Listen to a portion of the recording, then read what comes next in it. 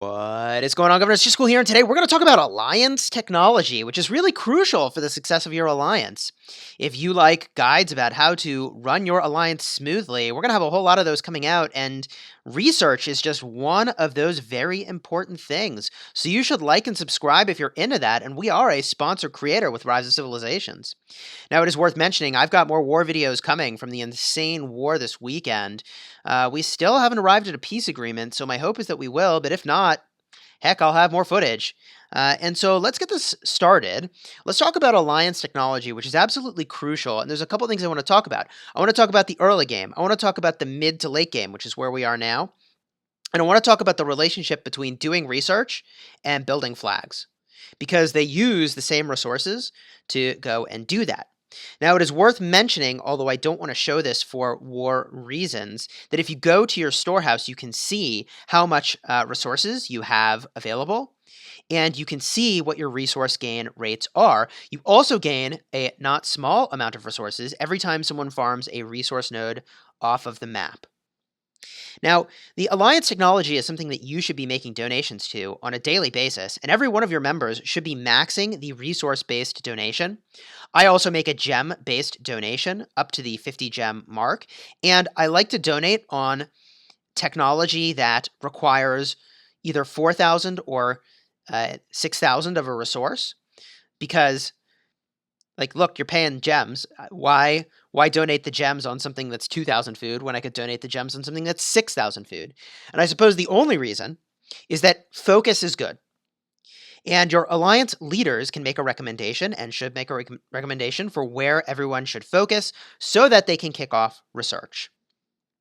Now, if you're in the early game, the things that really seem to matter a lot, I would argue, is increasing the size of your alliance.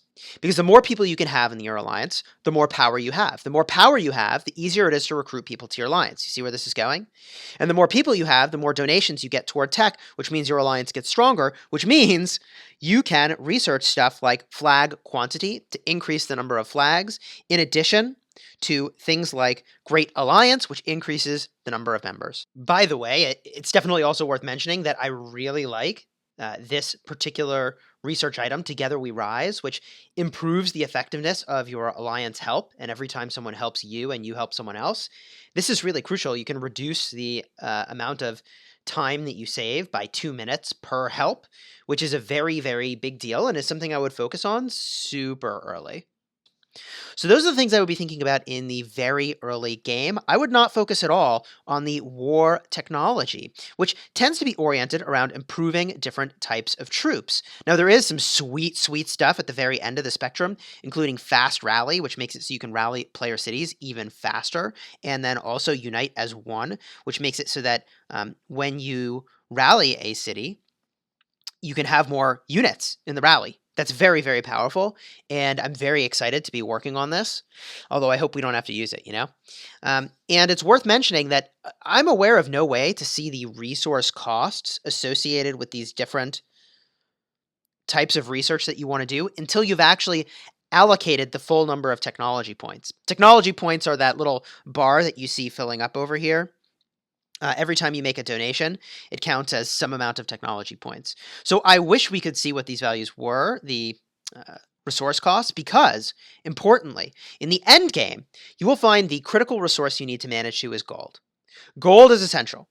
You're going to have very limited amounts of gold, and everybody's going to be vying for gold nodes. And that will be your bottleneck limiting factor for how fast your alliance can advance. So with that said, there is some technology that requires no gold whatsoever, and I don't know what all of that tech is because I missed what those things were in the early game, but I can say that we spend a lot of time and attention on Artisan Spirit, which is your building speed, and then also Conqueror, which is your destroying speed, because these don't require gold, and so they're basically free to us because we have nearly infinite of those other resources, food, wood, and stone, which is what this costs. So, with that said, if you are at war or you are at peace, that will dictate what you do in the late to mid game. If you are in times of war, my recommendation would be to focus on the technologies that improve your ability to wage war, and I like to focus on the technologies that you can't really get any other way. So for instance, I really love Rapid March, which is your march speed when you're on Alliance territory. If you think you're being attacked, this is good.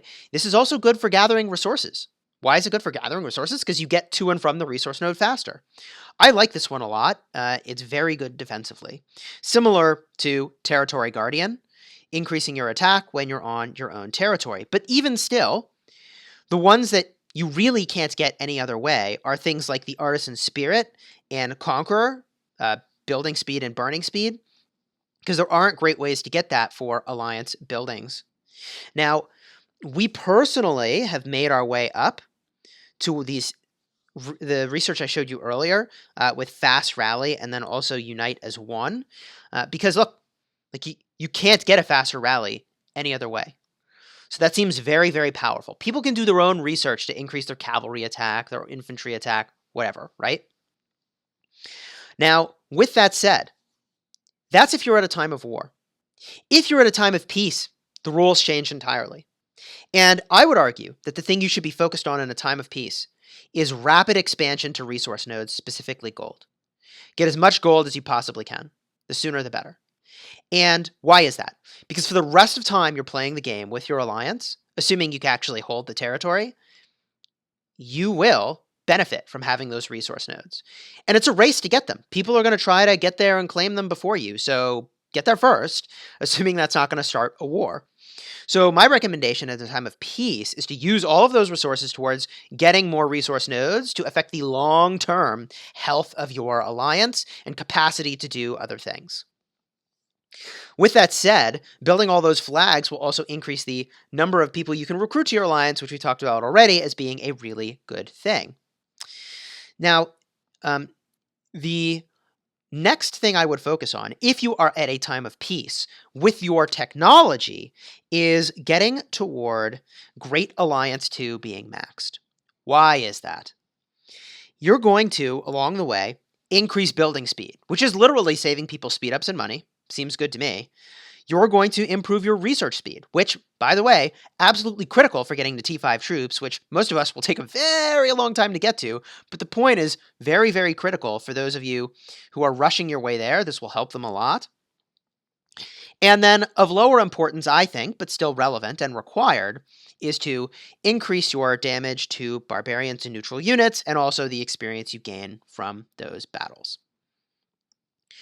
That is where, if we were in a time of peace, I would be heavily, heavily focused right now.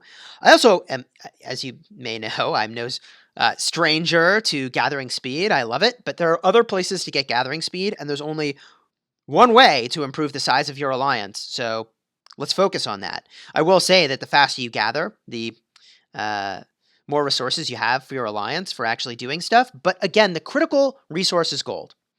And it seems that the balance of gold in this game is such that honestly, like after you train your T4 troops, I have never been hurting for gold the entire time I've been playing. I have been accumulating gold tokens for basically forever. My understanding is that with tier 5 troops, it takes a ton of gold to repair them, or I guess heal severe wounds, but like that's not a problem we have. So improving our gold gathering speed doesn't matter because nobody's gathering gold. And occasionally we do put in a gold gathering node, what it's called a mother load as one of the Alliance resource centers, because some small percentage of that does come back to us as gold for the Alliance. But, generally we've been doing that only minimally because all of the other resources are absolutely critical to the development of all of our members, whereas the gold is not. Whew, so my friends, I hope this video has been helpful. We've covered a lot of ground. What do we research in war? What do we research in peace? And do we build flags in peace or do we do research? I think it's mostly the flag game. I hope this is helpful. If I missed something important, and I might have, because look, I'll be honest, I'm like in this role for like a week and a half, maybe 2 at this point. Let me know down in the comments. I'd be eager to hear what you think. I'm also obviously eager to see what these Alliance skills ultimately turn into. I have to think that they will be either related to Alliance Battlegrounds or KVK or maybe both. And hopefully we'll find out about both of those things real soon. Please do like and subscribe, and until next time, my friends, you have fun smashing the kingdom.